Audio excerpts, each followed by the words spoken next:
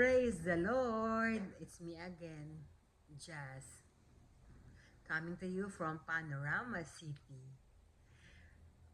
Do you remember Dr. Peter Tanchi, the founder of Christ Commission Fellowship?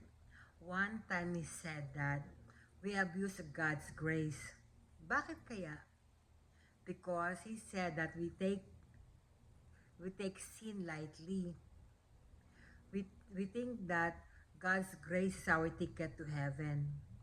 Because in our mind, God paid for it already. So inisip natin that, it's okay na magkasala ako, mga white lies lang naman yan.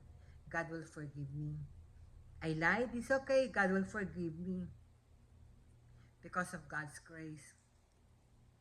The Bible says in Romans chapter 6, Romans chapter 6, verse 1 and 2, what shall we do then? Are we to continue to sin, that grace may abound? Certainly not. How can we who are dead to sin still continue to do it? Thank you, Lord. Tayo that has been transformed by God. If we are truly transformed by God, we will no longer continue to sin. I don't say that we're perfect. We still sin, of course. But sin is no longer in our dictionary. Lying is no longer in our lifestyle.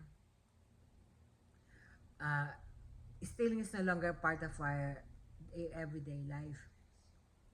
Because you have been transformed by God. Our purpose of living now is to obey God at all times. I don't say that we are perfect, that we no longer sin. We do. But we are convicted already. Because we have been transformed by God. 180 degrees, God has changed us. So, remember mga kapatid that God loves you. He wants you to live a life that is acceptable to God.